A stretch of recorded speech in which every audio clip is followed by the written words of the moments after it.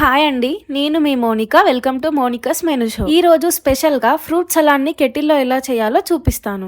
క్రీమీగా perfect texture తో హెల్దీగా టేస్టీగా ఉంటుంది. ముందుగా ఈ అగారో ఎలక్ట్రిక్ కెటిల్ ని తీసుకొని ఇప్పుడు ఈ కెటిల్ లోకి 1/2 లీటర్ వరకు పాలు పోసుకోండి. పోసుకున్న తర్వాత కెటిల్ ఆన్ చేయండి. ఈ కెటిల్ అనేది బ్యాచిలర్స్ కి, ట్రావెలర్స్ కి మరియు హాస్టలర్స్ కి ఒక మస్ట్ హ్యావ్ గ్యాడ్జెట్. ఎందుకంటే మనకు అవసరమైన క్రీమ్ బేస్ ని ఈ కెటిల్ లో చాలా ఈజీగా క్విక్ గా రెడీ చేసుకోవచ్చు. ఈ కెటిల్ యొక్క క్విక్ హీటింగ్ మరియు ప్రాపబిలిటీ మన పనిని ఎంత సులువు చేస్తుందో చూడండి. క్విక్ బాయిల్ టెక్నాలజీ వల్ల పాలు చాలా త్వరగా వేడెక్కుతాయి. ఇప్పుడు ఇంకో బౌల్ తీసుకొని అందులో 4 టీ స్పూన్ కస్టర్డ్ పౌడర్ వేస్తున్నాను. అందులోకి కొంచెం చల్లటి పాలు తీసుకొని ముద్దలు లేకుండా బాగా మిక్స్ చేసి రెడీ చేసుకుందాం. ఇప్పుడు మన పాలు పూర్తిగా మరిగిపోయాయి. పొంగు రాకుండా ఒకసారి కలుపుకుందాం.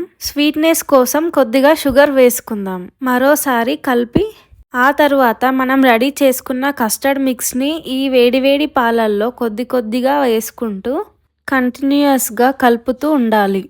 దీనివల్ల best thickness, smooth, creamy texture వస్తుంది. ఇప్పుడు కెటిల్ ఆఫ్ చేసి పక్కకు తీసుకోండి. ఈ కస్టర్డ్ ని ఒక బౌల్లోకి ట్రాన్స్ఫర్ చేసుకొని 1/2 అవర్ టు 1 అవర్ ఫ్రిడ్జ్ లో పెట్టి తీసుకున్నాను. ఇందులోకి మన ఫ్రూట్స్ అన్ని వేసుకుందాం. నేను ఇక్కడ చిన్న ముక్కలుగా కట్ చేసిన యాపిల్ వేసుకున్నాను. బనానా ముక్కలు వేసుకొని ఆరెంజ్ ముక్కలు కూడా వేసుకున్నాను. ఫ్రూట్స్ అనేవి మీ ఇంట్లో అందుబాటులో ఉన్న ఏ ఫ్రూట్స్ అయినా వేసుకోవచ్చు. మీకు నచ్చితే ఇక్కడ డ్రై ఫ్రూట్స్ కూడా వేసుకోవచ్చు.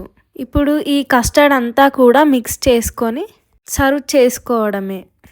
చల్లగా చాలా బాగుంటుంది. మీకు స్వీట్నెస్ కనుక సరిపోకపోతే మీరు పైనుంచి యాడ్ చేసుకోవచ్చు. టేస్టీగా, హెల్దీగా ఇలా ఫ్రూట్ కస్టర్డ్ని ఇంట్లోనే రెడీ చేసుకోవచ్చు.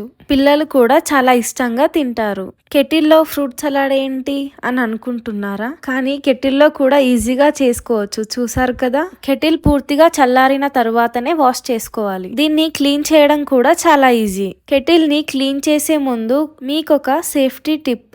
ఇది ఎప్పుడు కౌంటర్ టాప్ పైన క్లీన్ చేయాలి. కెటిల్లో కొంచెం లిక్విడ్ సోప్ వేసి సాఫ్ట్ స్పంజ్ తో మాత్రమే క్లీన్ చేయాలి. వాటర్ తీసేసాక సాఫ్ట్ క్లాత్ తో క్లీన్ గా తుడుచుకోవాలి. ఈ కెటిల్ చాలా సింపుల్ గా యూజ్ చేయొచ్చు. ఈ అగారో ఎలక్ట్రిక్ కెటిల్ మీకు నచ్చితే పర్చేస్ లింక్ ను డిస్క్రిప్షన్ లో చూడండి. మరో కొత్త రెసిపీతో మళ్ళీ కలుద్దాం. బాయ్.